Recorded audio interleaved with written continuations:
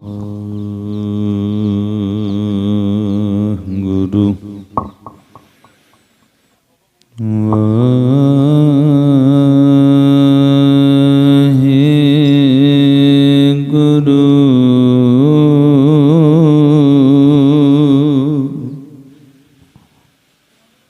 ਰਤੇ ਇਸ਼ਕ ਖੁਦਾਏ ਰੰਗ ਦੀਦਾਰ ਕੇ ਵਿਸਰਿਆ ਜਿਨ ਨਾਮ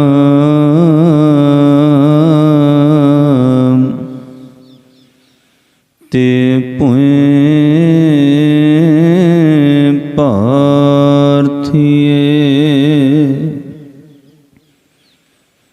आप लिए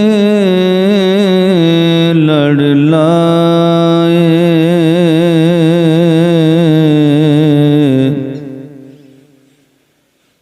दर दरवेश से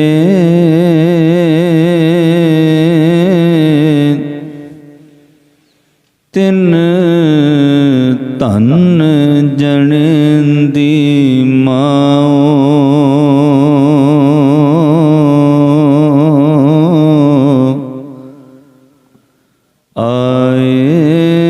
सफल से तिन धन जनेंदी माओ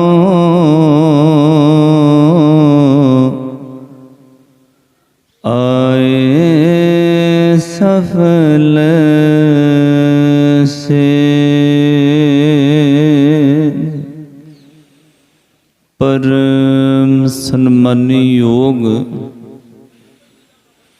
जुगो जुग टल चवर छत्र तख्त दे मालिक गुरता गद्दी ते विराजमान सतगुरु धन धन्नाद साहिब श्री गुरु ग्रंथ साहिब महाराज जी दी पावन पवित्र हजूरी अंदर महापुरुषों के पावन जन्म स्थान ते उन्हों की मिठी प्यारी याद के अंदर हर साल की तरह इन्हां सालाना गुरमत समागमां विच आप हाजरियां भर के लाहे प्राप्त कर रहे हो। सतगुरु गुरु ग्रंथ साहिब महाराज जियां दा कोटान कोट शुक्र शुक्र शुकराना है जो सतगुरु जी ने आपां सारिआं नूं सतसंगत विच जुड़ बैठण दा सुभाग बख्शिश कीता है। हर कीरत साध संगत है सिर करमन के कर्मा कहो नानक तिस भयो प्रापत जिस पुरब लिखे का लहना। धर्म के जिन्ने भी तमाम धर्म कर्म हैं उन्होंने सब धर्म कर्मां विचों श्रेष्ठ कर्म है साध संगत विच बह के अकाल पुरख की कीर्ति करनी। पर प्राप्त उन्होंने हुंदा है जिन्हां दे मस्तक दे भाग जाग जाण, जिन्हां दी भाग लड़ी कमज़ोर होवे साध संगत। ये हकीकत है जे भाग वड्डे होण तां सैकड़े मीलों तो चल के भी कोई बंदा संगत कर सकदा है, ते जे मनुख दी भाग लड़ी कमज़ोर होवे साध संगत भावें गुरुद्वारे दे नाल रहैशी कंध सांझी होवे उठ के मत्था टेकण दा हुक्म नहीं है। बहुत ऐसे लोग ने जिहड़े गुरुद्वारे दे कोल रहिंदे ने कई कई दिन महीने गुजर जांदे ने मत्था टेकण दा हुक्म नहीं है, क्योंकि बिन भागां सत संग न लभे बिन संगत मैल भरीजै जियो।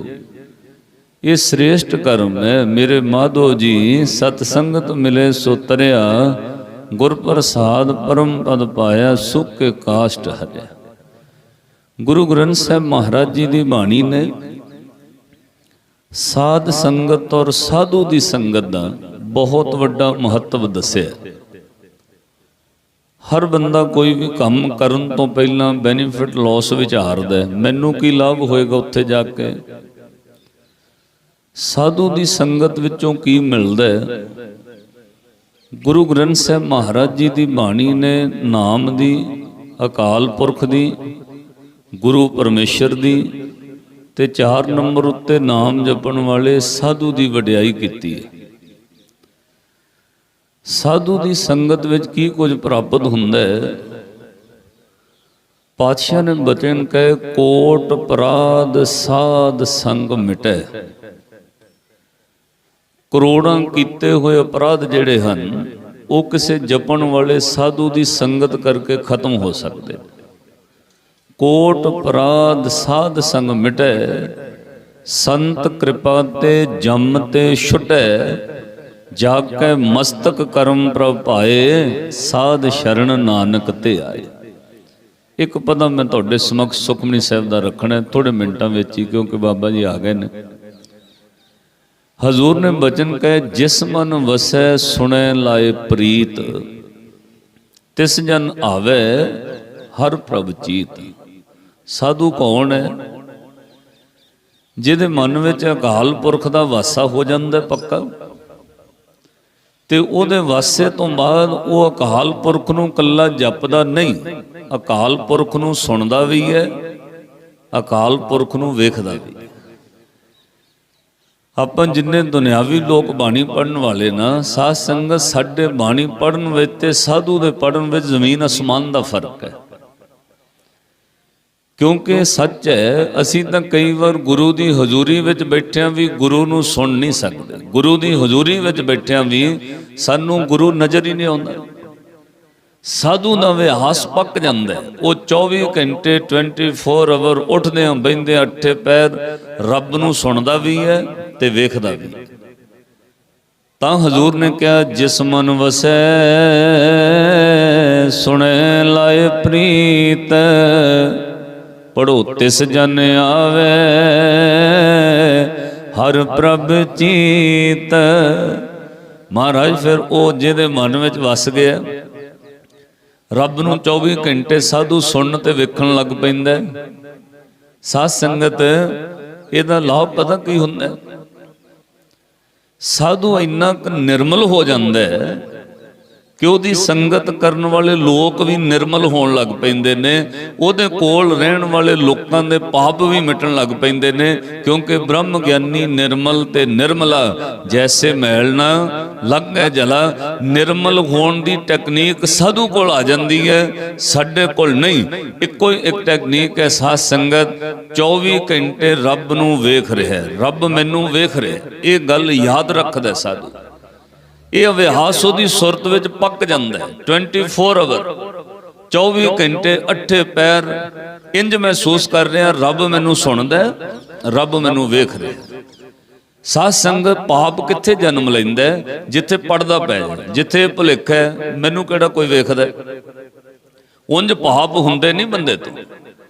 ਪਾਪ ਇੱਕੋ ਥਾਂ ਤੇ ਜਨਮ ਲੈਂਦਾ ਜਿੱਥੇ ਇਹ ਭੁਲੇਖਾ ਪੈ ਜਾਏ, ਮੈਨੂੰ ਕਿਹੜਾ ਕੋਈ ਵੇਖਦਾ, ਮੈਨੂੰ ਕਿਹੜਾ ਕੋਈ ਸੁਣਦਾ।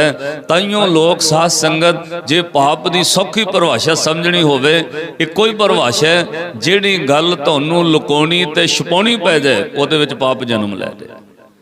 ਜਿਹੜੀ ਗੱਲ ਕਿਸੇ ਨੂੰ ਕਹਿਣ ਲੱਗਿਆ ਇਹ ਕਹਿਣਾ ਪੈ ਜਾਏ, ਅਗਾਂਹ ਨਾ ਦੱਸੀ, ਮੇਰਾ ਨਾ ਪਤਾ ਲੱਗ ਜਾਏ, ਇਹਦਾ ਮਤਲਬ ਉਹਦੇ ਵਿੱਚ ਕੋਈ ਪਾਪ ਹੈ। ਸਾਧ ਸੰਗਤ, ਜਿਹੜੀ ਗੱਲ ਕਰਨ ਲੱਗਿਆ ਧਿਆਨ ਵਿੱਚ ਰਵੇ, ਕੋਈ ਸੁਣ ਨਾ ਲਵੇ, ਤਾਂ ਸਾਧ ਸੰਗਤ ਤੋਂ ਪਾਪ ਹੈ। ਸਾਧੂ 24 ਘੰਟੇ ਅਭਿਆਸ ਪਗਾਉਂਦਾ, ਰੱਬ ਮੈਨੂੰ ਸੁਣ ਰਿਹਾ। ਉਹਦੇ ਕੋਲ ਕੋਈ ਨਾ ਵੀ ਬੈਠਾ ਹੋਵੇ, ਰੱਬ ਨਾਲ ਤਾਂ ਵੀ ਸਾਧੂ ਰੱਬ ਨਾਲ ਗੱਲਾਂ ਕਰਦਾ। ਸਾਧੂ ਕੱਲਿਆਂ ਬੈਠਿਆਂ ਵੀ ਇਕੱਲਾ ਨਹੀਂ, ਸਾਧੂ ਲੱਖਾਂ ਵਿੱਚ ਬੈਠਾ ਹੋਇਆ ਵੀ ਲੱਖਾਂ ਵਿੱਚ ਨਹੀਂ, ਉਹ ਰੱਬ ਨਾਲ ਇਕੱਲਾ ਹੀ ਜੁੜਿਆ ਰਹਿੰਦਾ। 24 ਘੰਟੇ ਉਹਨੂੰ ਵੇਖਦਾ। ਵੇਖੋ, ਇੱਕ ਕੈਮਰਾ ਲੱਗਾ ਨਾ, ਮੈਂ ਕਈ ਵਾਰ ਦਰਬਾਰ ਸਾਹਿਬ ਤੋਂ ਵੀ ਉਦਾਹਰਨ ਦਿੱਤੀ, ਕੈਮਰਾ ਸੰਗਤ ਵੱਲ ਘੁਮਾ ਦਿਓ ਤੇ ਸੰਗਤ ਵਿੱਚ ਬੈਠੇ ਬੰਦੇ ਸੁਚੇਤ ਸਿੱਧੇ ਹੋ ਕੇ ਬਹਿ ਜਾਂਦੇ ਨੇ, ਕਿਉਂ? ਮੇਰੀ ਫੋਟੋ ਆ ਰਹੀ ਕੈਮਰੇ। ਅੱਖਾਂ ਬੰਦ ਕਰਕੇ ਬਹਿ ਜਾਣਗੇ, ਸਿੱਧੇ ਹੋ ਕੇ ਬਹਿ ਜਾਣਗੇ। ਹਾਲਾਂਕਿ ਛੋਟਾ ਜਿਹਾ ਕੈਮਰਾ ਹੈ, ਇਹਦੇ ਵਿੱਚ ਰਿਕਾਰਡ ਕੀਤੀ ਵੀਡੀਓ ਡਿਲੀਟ ਕੀਤੀ ਜਾ ਸਕਦੀ ਹੈ, ਇਹਦੇ ਵਿੱਚ ਖਿੱਚੀ ਹੋਈ ਫੋਟੋ ਡਿਲੀਟ ਕੀਤੀ ਜਾ ਸਕਦੀ ਹੈ। ਪਰ ਸਾਧ ਸੰਗਤ, ਸਾਧੂ ਨੂੰ ਇਸ ਗੱਲ ਦਾ ਅਭਿਆਸ ਰਹਿੰਦਾ ਹੈ, ਉਹ ਰੱਬ ਦਾ ਕੈਮਰਾ ਜਿਹੜਾ ਕਦੇ ਡਿਲੀਟ ਨਹੀਂ ਹੋ ਸਕਦਾ। ਉਹ ਸਾਧੂ 24 ਘੰਟੇ ਨੂੰ ਵੇਖਦਾ, ਰੱਬ ਮੈਨੂੰ ਵੇਖ ਰਿਹਾ ਹੈ। ਇਸ ਲਈ ਉਹਦਾ ਜੀਵਨ ਇੰਨਾ ਨਿਰਮਲ ਹੋ ਜਾਂਦਾ ਹੈ, ਉਹਦੇ ਕੋਲ ਰਹਿਣ ਵਾਲੇ ਲੋਕ ਵੀ ਨਿਰਮਲ ਹੋਣ ਲੱਗ ਪੈਂਦੇ ਨੇ, ਪਵਿੱਤਰ ਹੋਣ ਲੱਗ ਪੈਂਦੇ ਨੇ। ਸਾਧ ਸੰਗਤ, ਤਾਂ ਹਜ਼ੂਰ ਨੇ ਕਿਹਾ ਜਿਸ ਮਨ ਵਸੈ ਸੁਣੇ ਲਾਇ ਪ੍ਰੀਤ, ਤਿਸ ਜਨ ਆਵੇ ਹਰ ਭਵ ਚੀਤ। ਫਿਰ ਉਹ ਸਾਧੂ ਦੀ ਸੰਗਤ ਕਰਕੇ ਕੀ ਮਿਲਦਾ? ਹਜ਼ੂਰ ਕਹਿੰਦੇ ਜਨਮ ਮਰਨ ਤਾਕਾ ਦੁਖ ਨਿਵਾਰੈ, ਦੁਲਭ ਦੇ ਤਤਕਾਲ ਉਦਾਰੈ। ਉਹ ਜਨਮ ਤੇ ਮਰਨ ਦਾ ਦੁੱਖ ਮਿਟਾਉਣ ਦੀ ਤਾਕਤ ਰੱਖਦਾ, ਉਹਦੇ ਕੋਲ ਇੰਨੀ ਵੱਡੀ ਪਾਵਰ ਹੈ, ਕਿਸੇ ਉੱਤੇ ਦ੍ਰਿਸ਼ਟੀ ਕਰਦਾ ਉਹਦਾ ਦੁਲਭ ਜਨਮ ਸਫਲ ਕਰ ਸਕਦਾ। ਸਾਧੂ ਨੂੰ ਇੰਨੀ ਪਾਵਰ ਰੱਬ ਨੇ ਦੇ ਦਿੱਤੀ। ਜਪਜੀ ਸਾਹਿਬ ਦੀ ਇੱਕ ਪੌੜੀ ਪੜ੍ਹਦੇ ਹੋ ਨਾ, ਪੰਜ ਪ੍ਰਵਾਨ ਪੰਜ ਪ੍ਰਧਾਨ, ਪੰਚੇ ਭਾਵੇਂ ਦਰਗਾ ਮਾਨ, ਪੰਚੇ ਸੋਹੇ ਦਰ ਰਾਜ਼ਾਨ, ਪੰਚਾ ਕਾ ਗੁਰ ਇੱਕ ਧਿਆਨ। ਆਪਾਂ ਪਿੰਡਾਂ ਵਿੱਚ ਪੰਚ ਕਿਹਨੂੰ ਕਹਿੰਦੇ? ਜਿਹਨੂੰ ਵੋਟਾਂ ਪਾ ਕੇ ਚੁਣਿਆ ਹੋਵੇ। ਜਿਹਨੂੰ ਲੋਕ ਵੋਟਾਂ ਪਾ ਕੇ ਚੁਣਨ ਉਹਨੂੰ ਪੰਚ ਕਹਿੰਦੇ। ਇੱਕ ਛੋਟੇ ਜਿਹੇ ਪੰਚ ਚੁਣੇ ਹੋਏ ਬੰਦੇ ਦੀ ਇੰਨੀ ਪਾਵਰ ਹੈ ਸਾਧ ਸੰਗਤ, ਕਿਸੇ ਬੰਦੇ ਦੇ ਪਾਸਪੋਰਟ ਦੀ ਇਨਕੁਆਰੀ ਆ ਜਾਏ ਨਾ, ਮੈਂ ਕਈ ਵਾਰ ਕਥਾ 'ਚ ਗੱਲ ਸਾਂਝੀ ਕੀਤੀ, 50 ਬੰਦੇ ਪਿੰਡ ਦੇ ਇਕੱਠੇ ਹੋ ਕੇ ਕਹਿਣ ਪੁਲਿਸ ਵਾਲੇ ਨੂੰ ਇਹ ਬੰਦਾ ਬਹੁਤ ਚੰਗਾ ਜੀ, ਇਹਦੀ ਇਨਕੁਆਰੀ ਸਹੀ ਕਰ ਦਿਓ, ਤੇ ਪੁਲਿਸ ਵਾਲਾ ਪਤਾ ਕੀ ਕਹਿੰਦਾ? ਮੈਨੂੰ ਪਿੰਡ ਦੇ 50 ਬੰਦਿਆਂ ਦੀ ਜ਼ਰੂਰਤ ਨਹੀਂ, ਮੈਨੂੰ ਇੱਕ ਚੁਣੇ ਹੋਏ ਪੰਚ ਦੀ ਲੋੜ ਹੈ, ਉਹ ਇੱਥੇ ਹਸਤਾਖਰ ਕਰੇ। ਇਹਦਾ ਮਤਲਬ ਇੱਕ ਬੰਦੇ ਦੇ ਹਸਤਾਖਰ 50 ਬੰਦਿਆਂ ਨਾਲੋਂ ਵੀ ਵੱਧ ਅਹਿਮੀਅਤ ਰੱਖਦੇ ਨੇ। ਕਿਉਂ? ਉਹਨੂੰ ਪਿੰਡ ਵਾਲਿਆਂ ਨੇ ਚੁਣ ਲਿਆ। ਤੇ ਸਾਧ ਸੰਗਤ, ਬੰਦਿਆਂ ਦੇ ਚੁਣੇ ਹੋਏ ਪੰਚ ਦੇ ਹਸਤਾਖਰ ਲੋਕ ਵਿੱਚ ਚੱਲਦੇ ਨੇ, ਜਿਹਨੂੰ ਰੱਬ ਚੁਣ ਲਿਆ ਉਹ ਸਾਧੂ ਦੇ ਹਸਤਾਖਰ ਦਰਗਾਹ ਵਿੱਚ ਚੱਲਣ ਲੱਗ ਪੈਂਦੇ, ਕਿਉਂਕਿ ਰੱਬ ਨੇ ਚੁਣ ਲਿਆ ਉਹਨੂੰ। ਉਹ ਕਿਸੇ ਦੀ ਜਗ੍ਹਾ ਤੇ ਜੰਮ ਨਹੀਂ ਭਰਦਾ। ਦੁਲਭ ਜਨਮ ਤਤਕਾਲ ਉਧਾਰ ਹੈ, ਉਹਦਾ ਦੁਲਭ ਜਨਮ ਤਤਕਾਲ ਉਧਾਰ ਸਕਦਾ। ਅੱਗੇ ਫਿਰ ਸਾਹਿਬ ਨੇ ਵਡਿਆਈ ਕੀਤੀ, ਕਹਿੰਦੇ ਜਨਮ ਮਰਨ ਤਾਕਾ ਦੁਖ ਨਿਵਾਰੈ। ਪੜੋ, ਜਨਮ ਮਰਨ ਤਾਕਾ ਦੁਖ ਨਿਵਾਰੈ, ਦੁਲਭ ਦੇ ਤਤਕਾਲ ਨਿਰਮਲ ਸੋਭਾ ਅੰਮ੍ਰਿਤਤਾ ਕੀ ਬਾਣੀ। ਸਾਧੂ ਦੀ ਸੋਭਾ ਇੰਨੀ ਨਿਰਮਲ ਹੈ, ਉਹਨੂੰ ਕੋਈ ਮਹਿਲਾ ਨਹੀਂ ਕਰ ਸਕਦਾ। ਲੱਖਾਂ ਲੋਕ ਉਹਦੀ ਨਿੰਦਿਆ ਕਰਨ ਲੱਗ ਜਾਣ, ਉਹਦੀ ਸੋਭਾ ਕਦੇ ਮੈਲੀ ਨਹੀਂ ਹੁੰਦੀ। ਆਪਾਂ ਜਿੰਨੇ ਸੰਸਾਰੀ ਲੋਕ ਨਾ, ਆਪਣੀ ਸੋਭਾ ਨਿਰਮਲ ਨਹੀਂ ਸਾਧ ਸੰਗਤ, ਮੈਲੀ ਹੋ ਸਕਦੀ ਹੈ। ਕਦੇ ਲੋਕ ਹਾਰ ਪਾ ਕੇ ਜਿੰਦਾਬਾਦ ਕਰਦੇ ਨੇ, ਥੋੜੇ ਮਹੀਨਿਆਂ ਬਾਅਦ ਉਹਦਾ ਮੁਰਦਾਬਾਦ ਕਰਨ ਲੱਗ ਪੈਂਦੇ। ਥੋੜੇ ਸਾਲ ਪਹਿਲਾਂ ਵਡਿਆਈਆਂ ਹੁੰਦੀਆਂ ਨੇ, ਫਿਰ ਵਡਿਆਈਆਂ ਬਦਲ ਜਾਂਦੀਆਂ ਨੇ। ਇਸ ਲਈ ਸਾਧ ਸੰਗਤ, ਬੰਦਿਆਂ ਦੀ ਸੋਭਾ ਮੈਲੀ ਹੋ ਜਾਂਦੀ ਹੈ, ਸਾਧੂ ਦੀ ਸੋਭਾ ਨੂੰ ਕੋਈ ਮੈਲੀ ਨਹੀਂ ਕਰ ਸਕਦਾ। ਨਿਰਮਲ ਸੋਭਾ ਅੰਮ੍ਰਿਤਾ ਕੀ ਬਾਣੀ, ਉਹਦੀ ਸੋਭਾ, ਉਹਦੀ ਵਡਿਆਈ ਸਦਾ ਨਿਰਮਲ ਰਹਿੰਦੀ ਹੈ।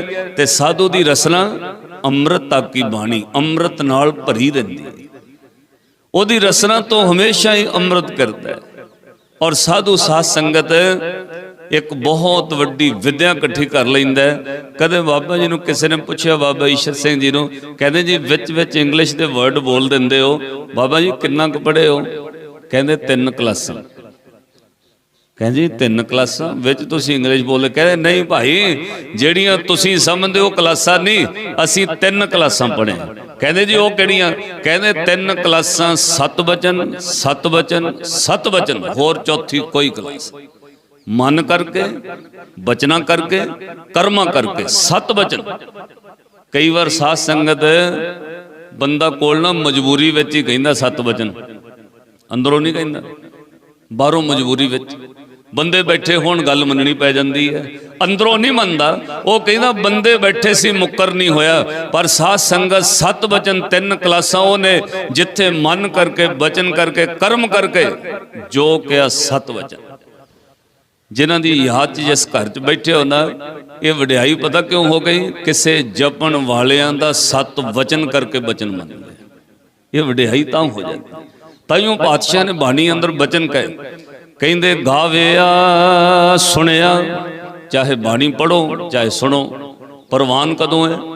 ਗਾਵਿਆ ਸੁਣਿਆ ਤਿਨ ਕਾ ਹਰ ਥਾਏ ਪਾਵੇ, जिन सतगुर की आज्ञा सत सत कर मानी। जदों कोई हुक्म सत करके मान ला, ये तो सतगुरु वास्ते। हुण साधु वास्ते भी यह गल लिखी महाराज। उत्थे पातशाह ने बचन कहे, कहते भाई जे कोई साधु ना बचन कमा लवे तो उन्होंने आ कुछ प्राप्त हो जाता। जे को बचन कमावे संतन का सो गुर प्रसादी तरिए। संतो सागर पार उतरिए। कहते भवजल सागर तो पार लंघ सकते जे कोई साधु का बचन कमा ले। पर साधु की रसना निर्मल शोभा अंमृत ताकी बाणी ओदी रसना ते अंमृत वसिया रहिंदा है, कदे रसना तो कौड़ा बोल नहीं बोलता। ये साधु की वड्याई है। साध संगत निर्मल शोभा अंमृत ताकी बाणी एक नाम मन माहे समन्नी। अगे साहब ने बचन कहे, कहते भाई वो साधु की संगत करन दे नाल जिथे जन्म मरण का दुख मिटदा उत्थे साधु की शोभा दुनिया च सब तो उच्ची हो जाती है, सब तो उच्ची। सतगुर सच्चे पातशाह कृपा करन आपां नूं संगत करन दी जहाज आ जाए। मैं कई बार बचन साझा करदा हुंदा, जाते संगत नहीं करी दी साधु दी, जे संगत मिल जाए फिर साध संगत सत वचन करके मिलनी। तीन चीज़ां संसार में छेती तुहानूं दसदियां नहीं। शेर छेती नज़र नहीं आएगा किते, बाकी जानवर बहुत जंगल में मिल जाते हैं, बहुत होर जानवर मिलणगे। शेर सप ते संत तुहानूं छेती नज़र नहीं सामने आउणगे। और तिन्नां हस्तियां दे कदे सामने नहीं होईदा। जे सामने होईए फिर सत वचन करके मिलनी, जां तां वचन करो ही ना कोई। एक महापुरुष बड़े प्यार वाले वाहवा साल पहला असीं उत्थे चले गए कि वचन करना है महापुरुषों नाल। जिहड़े उत्थे बजुर्ग रहिंदे सी ना, वो कहंदे ज्ञानी जी सोच समझ के करियो। मैं कहा जी क्यों? कहंदे जे तुसीं कोई वचन लै लिया, उन्होंने कहता वे इत्थे रहो, तुसीं कहना साडा प्रोग्राम उत्थे। कहंदे इत्थे सोच समझ के बस आए हो ना, इन्ना ही बहुत है। दर्शन करके हाथ जोड़ के प्यार नाल इत्थों संगत करके चले जाओ, एवें वचन न मंगण लग जाओ। क्योंकि साध संगत साडा सुभाव है। एक एक गल उत्ते उन्होंने बार बार असी साधु की संगत करिए बड़ी दृढ़ता नाल। एक माई चल के आई महापुरुषों को, कहनी बाबा जी एजेंट कोल पैसे फसे हुए आ, लड़के का बाहर का नहीं बनना। रोन लग पई, कहनी जी की करिए, घर चों गरीबी, मैं भी कदे 4 दिन सुख दे वेख लांगी। महापुरुष कहते कोई गल नहीं माई बन जाओगे। इन्नी गल कह के तुर पे। हुण संगत करन दी जाच नहीं ना सानू, तो माई फिर मगर तुर पई। सेवादार उच्चा बोल नहीं सी सकदा, उन्हें इशारा भी मारिया, माई हुण ना पुछी। वो फिर भज के 4 कदम महापुरुषों के नाल कोल जाके कहनी बाबा जी कदों को बन जाऊगा? कहते भाई की? कहते जी बाहर का काम। कहते सानू की पता। जद ही बचन वापस हो गया। परत के साथ संगत इत्थे वो बंदे रुलते फिरते। जा तां बचन लो ना, जो कह देता फिर सत वचन। जे को बचन कमावे संतन का सो गुर प्रसादी तरिए। साथ संगत उत्थे बचन कमाउणा पैंदा, साधु दा बचन कमाउणा पैंदा। सब ते ऊच ताकी शोभा बनी। साधु दी शोभा कितनी उच्ची। सब ते ऊच ताकी शोभा बनी, नानके गुण नाम सुखमणि। गुरु अर्जन देव महाराज जी ने बचन कहे, 8 पहर निकट कर जन है। साधु दी वड्याई है, प्रभु का किया मीठा मन है। एक नाम संतन आधार, होए रहे सब की पगशार। ते अगली गल कही, संत रहत सुनो मेरे भाई, उहां की महिमा कथन ना जाए। जदों तशवीह दिती ना साधु दी, किहदे नाल तुलना करोगे? भाई गुरदास जी ने एक थां ते कहा फल वाले दरखत नाल। कोई वट्टा चुक के मारे वो खाण लई फल दिंदा है, कोई आरे नाल चीरे फट्टे बना के घर दी रखिया करदा है, कोई होर फट्टे बना लै तो बेड़ी बन के लक्कड़ पार लगाउंदी। इदां साधु है। पर जदों गुरु अर्जन देव महाराज जी ने वड्याई कीती, पातशाह ने हद मुका के रख दी। कहंदे साधु दी तशवीह किसी चीज़ नाल नहीं दिती जा सकती। संत दी तशवीह तुलना किसी चीज नाल नहीं की जा सकती। जे तुलना करनी है भाई फिर इत्थे ही जाके मुकदी है। महाराज किथे हजूर ने बचन कहे, जिना ना विसरे नाम से कन्हैया, भेद न जानो मूल साईं जे। ਕਹਿੰਦੇ ਉਹ ਤਾਂ ਰੱਬ ਵਰਗਾ ਹੀ ਆ, ਕਿਸੇ ਚੀਜ਼ ਨਾਲ ਤਸ਼ਬੀਹ ਨਹੀਂ ਦਿੱਤੀ ਜਾ ਸਕਦੀ। ਉਹਨਾਂ ਦੇ ਬੋਲਾਂ ਉੱਤੇ ਪ੍ਰਭ ਜੀ ਵਸੈ ਸਾਧ ਕੀ ਰਸਨਾ। ਆ ਤੁਹਾਡੇ ਵਿੱਚ ਸਰੀਰ ਤੁਰਿਆ ਫਿਰਦਾ ਹੈ। ਬਾਬਾ ਤੇਜਾ ਸਿੰਘ ਜੀ ਦੇ ਕੋਲ ਆ ਕੇ ਕਹਿੰਦਾ, ਬਾਬਾ ਜੀ ਇੰਨੀ ਮੇਰੀ ਛੋਟੀ ਉਮਰ ਹੈ, ਮੈਨੂੰ ਸ਼ੂਗਰ ਹੈ ਮਹਾਰਾਜ, 17 ਸਾਲ ਦੀ ਉਮਰ, ਕਹੇ ਸ਼ੂਗਰ ਆ। ਮੈਂ ਸੁਣ ਕੇ ਹੈਰਾਨ ਹੋ ਗਿਆ, ਅੰਦਰੋਂ ਮੇਰਾ ਵੀ ਮਨ ਵਿਰਾਗ ਭਰਿਆ। ਬਾਬਾ ਜੀ ਕਹਿੰਦੇ ਮਿਸਰੀ ਖਾਇਆ ਕਰ। ਇਹਦੇ ਮਨ ਚ ਆਇਆ ਵੀ ਸ਼ਾਇਦ ਨਹੀਂ ਚੰਗੀ ਤਰ੍ਹਾਂ ਗੱਲ। ਕਹਿੰਦੇ ਬਾਬਾ ਜੀ ਸ਼ੂਗਰ ਆ ਜੀ। ਕਹਿੰਦੇ ਫਿਰ ਕੀ ਹੋ ਗਿਆ? ਮੁੱਠ ਭਰ ਕੇ ਮਿਸ਼ਰੀ ਦੀ ਐ ਹੱਥ ਭਰ ਕੇ ਦਿੱਤਾ। ਕਹਿੰਦੇ ਲੈ ਮਿਸ਼ਰੀ ਰੱਜ ਕੇ ਖਾਇਆ ਕਰ, ਤੇ ਨਾਲੇ ਮਿਸ਼ਰੀ ਹੱਥ 'ਚ ਲੈ ਲਈ, ਮਨ ਭਰਿਆ। ਅੱਗੋਂ ਸਾਧੂਆਂ ਨੇ ਬਚਨ ਪਤਾ ਕੀ ਹੈਗਾ? ਕਹਿੰਦੇ ਜਾਓ ਤੇਰੇ ਤਾਂ ਕੁੱਲਾਂ 'ਚ ਕਿਸੇ ਨੂੰ ਸ਼ੂਗਰ ਨਹੀਂ ਹੋਈ। ਸਾਧ ਸੰਗਤ ਤੋਂ ਬੰਦਾ ਤੁਹਾਡੇ ਕੋਲ ਤੁਰਿਆ ਫਿਰਦਾ, 28 ਸਾਲ ਦੀ ਹੁਣ ਉਮਰ ਹੈ, ਬਿਲਕੁਲ ਨਿਰਲੈਨ ਤੰਦਰੁਸਤ। ਇਹ ਤੋਂ ਵੱਡੇ ਹੋਰ ਪ੍ਰਮਾਣ ਕੀ ਚਾਹੋਗੇ? ਸਾਧੂ ਦੀ ਰਸਨਾ ਉੱਤੇ ਰੱਬ ਬਹਿ ਜਾਂਦਾ। ਪਹਿਲੀ ਗੱਲ ਤੇ ਉਹ ਛੇਤੀ ਬਚਨ ਹੀ ਨਹੀਂ ਕਰਦਾ। ਜਦੋਂ ਪ੍ਰਸੰਨਤਾ ਚ ਆ ਜਾਏ, ਉਹਦਾ ਬੋਲ ਬੋਲਿਆ ਰੱਬ ਵੀ ਮੋੜ ਨਹੀਂ ਸਕਦਾ। ਫਿਰ ਰੱਬ ਦੀ ਦਰਗਾਹ ਤੋਂ ਵੀ ਹੁਕਮ ਹੋ ਜਾਂਦਾ, ਮੇਰੀ ਬੰਦੀ ਭਗਤ ਛਡਾਵੇ, ਬੰਦੇ ਭਗਤ ਨਾ ਛੁੱਟੇ ਮੋਹੇ। ਸਾਧ ਸੰਗਤ ਜਿਵੇਂ ਫੁੱਲ 'ਚ ਖੁਸ਼ਬੂ ਭਰ ਜਾਏ ਨਾ, ਤੇ ਉਹ ਆਪਣੇ ਆਪ ਫੁੱਲ ਦੀ ਖੁਸ਼ਬੂ ਬਾਹਰ ਨਿਕਲਦੀ ਹੈ। ਭੌਰੇ ਸੱਦਣੇ ਨਹੀਂ ਪੈਂਦੇ, ਆਪਣੇ ਆਪ ਆ ਕੇ ਫੁੱਲਾਂ ਦੀ ਪਰਿਕਰਮਾ ਕਰਦੇ ਨੇ। ਫੁੱਲ ਵਿੱਚ ਖੁਸ਼ਬੂ ਭਰਨ ਦੀ ਦੇਰ ਹੈ, ਭੌਰੇ ਆਪਣੇ ਆਪ ਫੁੱਲਾਂ ਦੀ ਪਰਿਕਰਮਾ ਕਰਦੇ ਨੇ। ਇਹ ਯਾਦ ਰੱਖਿਓ, ਸਰੀਰ ਧਾਰੀ ਸਾਧੂ ਵਿੱਚ ਭਗਤੀ ਦੀ ਬਰਕਤ ਭਰਨ ਦੀ ਦੇਰ ਹੈ। ਦੁਨੀਆ ਸੱਦਣੀ ਨਹੀਂ ਪੈਂਦੀ, ਹਜ਼ਾਰਾਂ ਮੀਲਾਂ ਤੋਂ ਦੁਨੀਆ ਆਪੇ ਟਰਾਲੀਆਂ ਭਰ ਕੇ ਆ ਜਾਂਦੀ। ਇਹ ਨਾਮ ਦੀ ਵਡਿਆਈ ਹੈ, ਇਹ ਸਾਧੂ ਦੇ ਜਪੇ ਨਾਮ ਦੀ ਬਰਕਤ ਹੈ। ਜੋ ਮਨ ਚਿਤ ਰਾਤ ਨੇ ਤਿੰਨ ਕੀ ਬਰਕਤ ਖਾਹੇ, ਅਸੰਖ ਕਰੋੜੇ। ਇੰਨੀ ਹਾਜ਼ਰੀ ਪ੍ਰਵਾਨ ਕਰਿਓ। ਇੱਕ ਪੰਕਤੀ ਆਪਾਂ ਕਹਿ ਦਈਏ ਪਿਆਰ ਵਿੱਚ, ਫਿਰ ਅਸੀਸ ਲੈਣੀ ਸਤਿਗੁਰੂ ਜੀ ਦੀ। ਜੋ ਗੁਰੂ ਅਰਜਨ ਦੇਵ ਮਹਾਰਾਜ ਨੇ ਕਿਹਾ, ਪਾਤਸ਼ਾਹ ਕਹਿੰਦੇ ਤੇਤੋਂ ਸਾਧੂਆਂ ਵਰਗੀ ਭਗਤੀ ਨਹੀਂ ਹੋ ਸਕਦੀ। ਤੂੰ ਸਾਧੂਆਂ ਦੀ ਤਰ੍ਹਾਂ ਦ੍ਰਿੜਤਾ ਨਹੀਂ ਰੱਖ ਸਕਦਾ, ਤੂੰ ਸਾਧੂਆਂ ਦੀ ਤਰ੍ਹਾਂ ਹੋ ਨਹੀਂ ਸਕਦਾ, ਤੂੰ ਸਾਧੂਆਂ ਦੀ ਤਰ੍ਹਾਂ ਕਮਾਈ ਨਹੀਂ ਕਰ ਸਕਦਾ, ਤੂੰ ਜਪਣ ਵਾਲਿਆਂ ਦੀ ਤਰ੍ਹਾਂ ਬਚਨ ਕਮਾ ਨਹੀਂ ਸਕਦਾ। ਜਾ ਤੇਰਾ ਭਲਾ ਹੋ ਜਾਏਗਾ, ਇੰਨਾ ਹੀ ਕੰਮ ਕਰ ਲਿਆ ਕਰ। ਮਹਾਰਾਜ ਕੀ ਕਹਿੰਦੇ? ਜਪਣ ਵਾਲਿਆਂ ਤੋਂ ਬਲਿਹਾਰ ਜਾ ਕੇ ਕਿਹਾ ਕਰ, ਸਤਨਾਮ ਸ੍ਰੀ ਵਾਹਿਗੁਰੂ। ਆਹ ਪੰਕਤੀ ਆਪਾਂ ਕਹਿ ਦਈਏ, ਇਹਦੇ ਤਾਂ ਹੱਕਦਾਰ ਬਣਦੇ ਹੀ ਆ। ਜੋ ਗੁਰੂ ਅਰਜਨ ਦੇਵ ਮਹਾਰਾਜ ਨੇ ਕਿਹਾ, ਇੰਨਾ ਹੀ ਕਹਿ ਲਿਆ ਕਰੀਏ। ਹੋ ਕੁਰਬਾਨ ਜਾਓ ਮਿਹਰਬਾਨਾ, ਹੋ ਕੁਰਬਾਨ ਜਾਓ, ਹੋ ਕੁਰਬਾਨ ਜਾਓ ਮਿਹਰਬਾਨਾ, ਹੋ ਕੁਰਬਾਨ ਜਾਓ, ਹੋ ਕੁਰਬਾਨ ਜਾਓ ਮਿਹਰਬਾਨਾ, ਹੋ ਕੁਰ। ਸਾਧ ਸੰਗਤ ਗੱਜ ਕੇ ਹੋ ਕੁਰਬਾਨ ਜਾਓ ਮਿਹਰ, ਹੋ ਕੁਰ,